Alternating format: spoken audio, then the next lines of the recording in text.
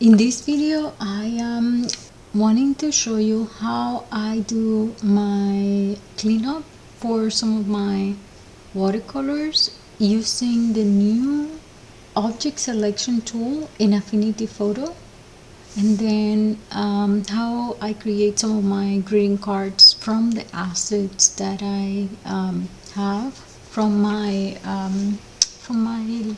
painting sessions. So first, there's many ways that you can remove the background in the Affinity Photo.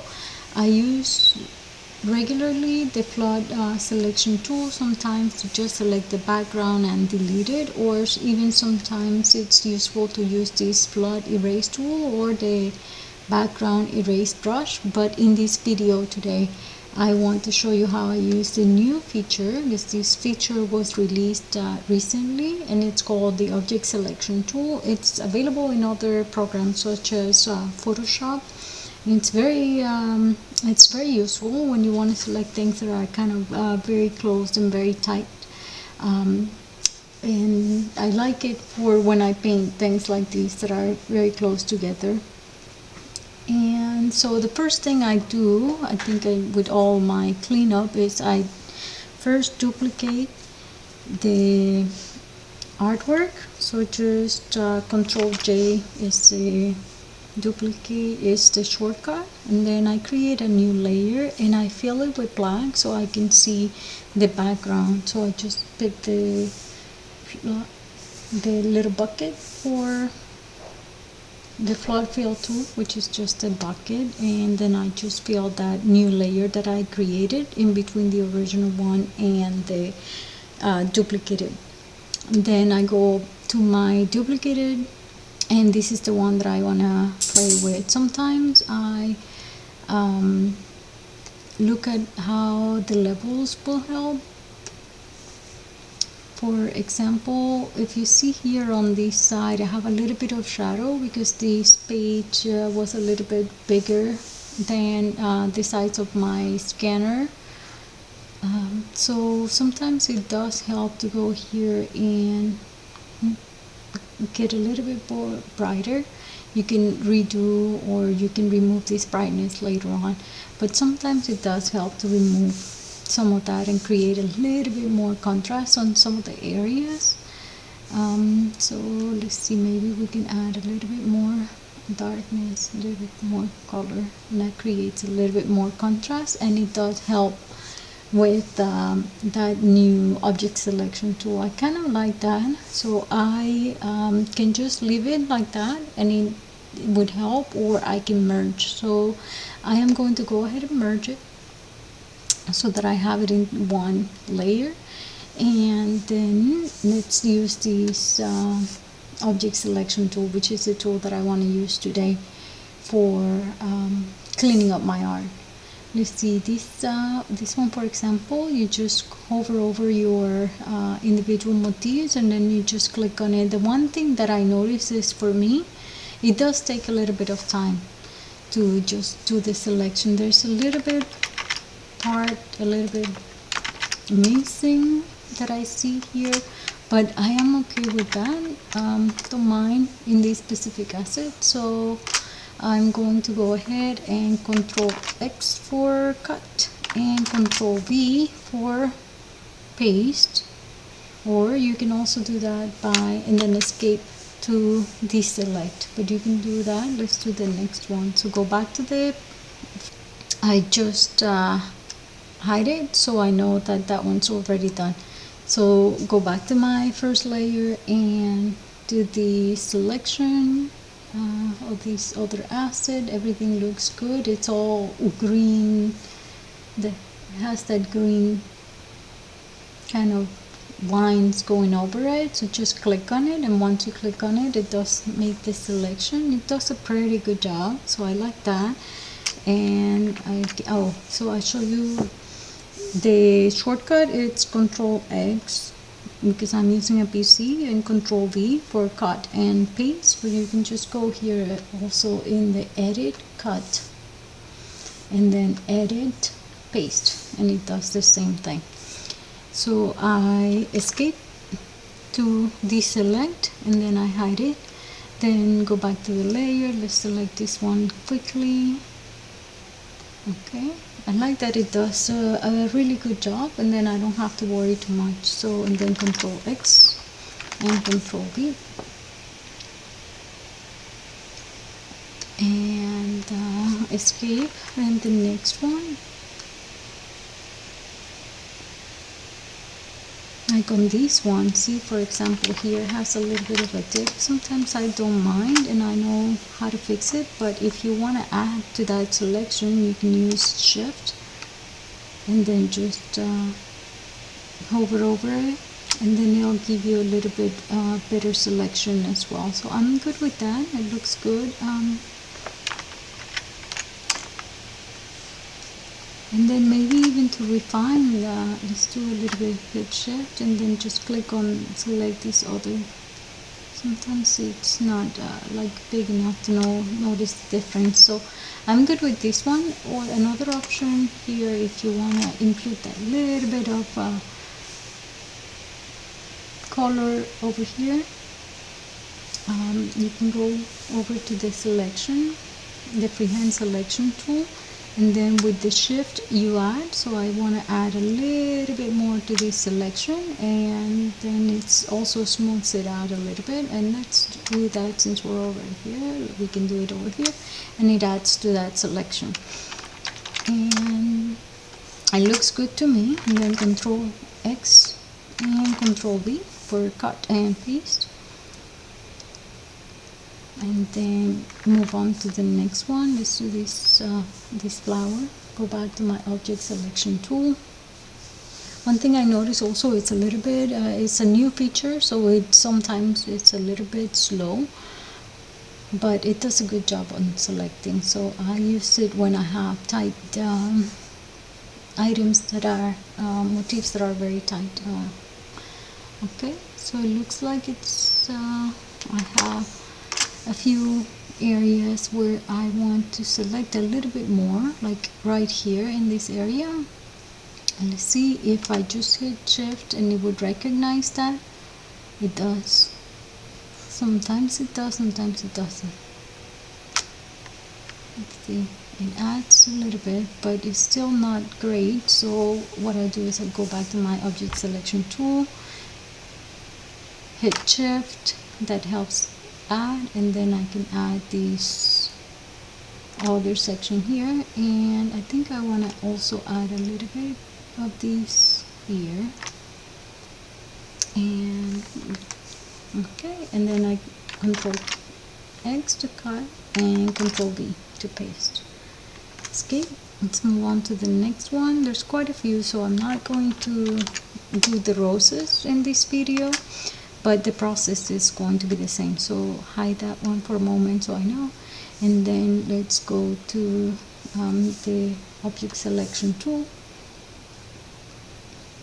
and select this one here, and it looks like it's doing a very good job. So again, cut and paste. Okay, now I'm going to hide the original one with the additional flowers that I'm not going to work on right now, but now I want to refine the selection and do a little bit of cleanup on this one. So let's go to each one of these and see. There's some areas that you want to have. It's part of this object selection tool. It just does things a little bit different. Usually this doesn't happen when you use the, well, sometimes it does happen when you use the flood selection tool or the magic wand. So usually you just come here and I just delete anything that I see, and then I use the letter V to move the selection, and then I still have my flood selection tool. So I just click on the areas that I want to delete and refine. Oh, undo that one. I don't want to change that. And then I think I'm done with that selection. So I use the letter B and then select the next asset I just want to, with the flood selection tool. Okay, one thing that I want to explain here in this flood selection tool, I have a very small tolerance because I know I have a lot of white or very light colors, so that helps to have a very small tolerance. And you want to have contiguous selected, otherwise if you don't have that selected, it's going to go and select that inside the flower and any other place that, see, it's going to go and select in different areas that you may not want that to happen. So just escape, make sure you have contiguous selected, and I usually like 5%, it's good enough. Now I'll show you how I fix some of these. Usually I can either erase or just do some kind of cleaning. So on this one, for example, one thing I want to do is with the selection, go back to the freehand selection tool and the alt, and with the alt you can see that it has a little minus sign, so that means I am going to remove this area from the selection and remove that area from the selection. The rest I'm fine with, and I just hit delete and then go back to my magic wand and clean over here again. Go back to my freehand selection tool. I want to keep this part, so just minus and then delete the rest. So this one is looking good, fairly clean. This one is clean, we clean that one up a little bit. This one still letter V, select, then with the magic wand click on the area, and I want to go back to my selection, and with the minus I want to remove this area from the selection because I want to keep that, and I'll just delete all the extra. Escape, the magic wand, letter B, select my next acid, and okay, it looks good. It looks like it picked up a lot of that white around it, so I'm just deleting this little bit of white that is left over from the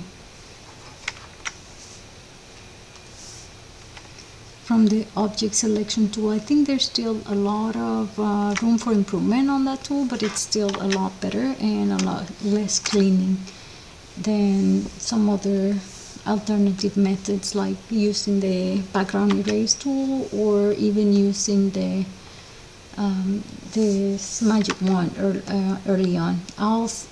I'm planning to record another video on how I clean up using the magic wand only, and the process is fairly similar. Okay, now everything's looking good. I want to refine the edges. Sometimes when you clean up the art, depending, very zoom in, you have these little white lines that forms on the edges. Some of these are not really good. So what I want to do is to remove 1 or 2 pixels over here. And because I do this step all the time, like all these edges here, because I do this all the time, I created a macro, which is basically similar to an action if you're in Photoshop, but the process is the same, right? So this macro, what it does is shrinks the selection by 2 pixels, then it feathers by 0.5 pixels, and then selects the inverse of that, and then deletes that section.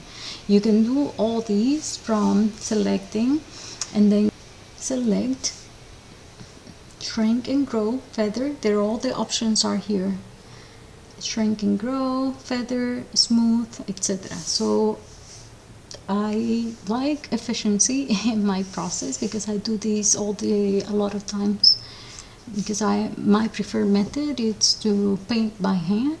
So I basically just created the macro, and that's basically what I use. It just saved me a few clicks, and it helps just clean my art. So let's do that one at a time. So this was the first one. So we go here. I want to zoom in so you can see exactly how much it's removing, and it's that line, right? That's what we want to get rid of. So as I said, you have to have the selection. So I go to selection and I click on control, and in the actual icon in my layers, and then here I can either do it from the selection tool, select, shrink, grow and shrink, right? And then add the 2 pixels. Let's do it manually, right? And here you have to do 2 pixels. I'm gonna -2 pixels because I want it in a little bit. See, I'm gonna remove that amount of pixels, and then the next thing that I have in my macro, we'll do it manually first, and then I'll just run the macro for the rest of them. So feather by 0.5. So in select, go to feather, and then you have to enter 0.5, and then apply. And then I say inverse this selection, because now we're selecting the actual leaf, but now we want to select everything else around it. So Control Shift I is the shortcut for that. But again, if you go to select, you go here to invert pixel selection, it does the same thing. And now I know I have selected the inverse because I see these other these little, they're called ants, marching ants, on the outside, and then I just delete that.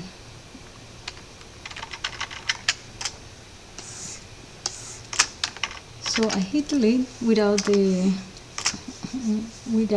zooming in. So let's undo that. See, it select the inverse, and now I hit delete, which is the last step in my macro.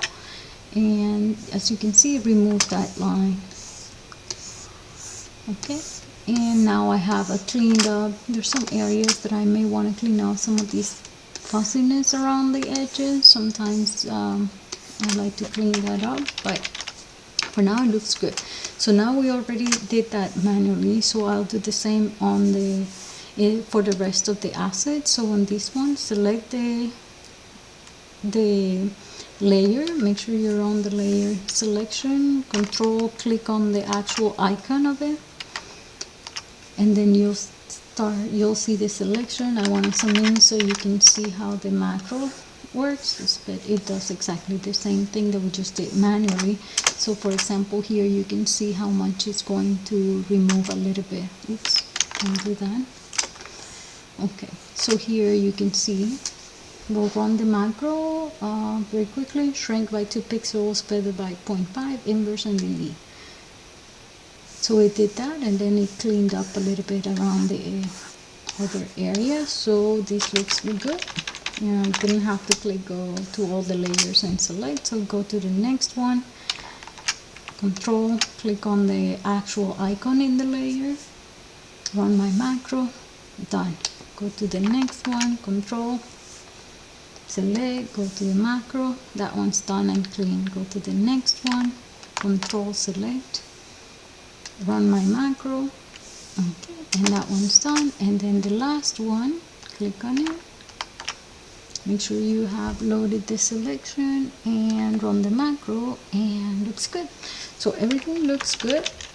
And now I have I can group all these, and then I can go over to my assets. I'm still in Affinity Photo, and I have the assets already here, and I have one asset library for watercolor assets that I used around between my different apps, between Affinity Designer and Affinity Photo. So if you don't have it readily available, you can go to Window and then just make sure you select on your assets, and then we'll show there. The other important thing here is that if you created this library, this asset library, sometimes it's not linked. So you want to make sure that when you create the asset library, you make sure that you click on link category, and then that way you can save it here, and then you can come back later in Affinity Designer and the assets already there for you to use. So let's show you that very quickly. So this is Affinity Designer. This is my watercolor assets. It's not there. I have a 5x7 because I want to create a card, and that's the next step that we're going to do. But first I want to make sure that I add these to my assets. So I want to make sure I am in the actual selection tool. I have it selected, and then I just drag it over and put it in my assets. These may take a little bit of time to show up in my Affinity Designer, but it will be there. So let's go over to Affinity Designer, and it's already here. That's exciting, and that was fairly quick. I didn't change the the video, so that was kind of real time. Okay, so let's make a card very quickly. So I want a background, and I want to use a lovely, beautiful, I don't know, blue color. That's kind of dark, but I like it, I think. And then I'm gonna bring my asset, and I'm going to let's see, maybe I want to just change my background a little bit to be a little bit lighter, kind of like these, maybe a little bit more saturated to be, oh, I like that. And then my watercolors, what I want to do is I want to just put them in the corners here, and then I use the Alt in my keyboard. Using the Alt, I can make a duplicate of it, and then I can just rotate or decide how I want to see it over in here. So I want to just put it like this a little bit. I kind of like that. I still think this background color is a little bit darker, so I want to move it a little bit more. Okay, and then one thing that I want to do for my card is I want to create a new layer. I want to create a new pixel layer right above my rectangle, and then I want to go to my pixel layer, my pixel persona, select the paintbrush tool, and with that same color, actually I want to pick a color that I have in the flowers, kind of like that, a little bit darker just to see how it looks. And then I want to go over and select the brushes. I have some different brushes from some of my favorite artists, and I like this one from Nathan Brown. It's watercolors, and he has a lot of different options over here. Some of my favorites are some of the washes I like to use to create some backgrounds and textures in the background. I like this wet on wet. I make sure I have the right swatch color, and you can do make it a bigger size. I think it's gonna be a little bit too dark for what I want to create, but I like that. Okay, I think I'm fine with that. With that background, but I think that's a little bit too dark.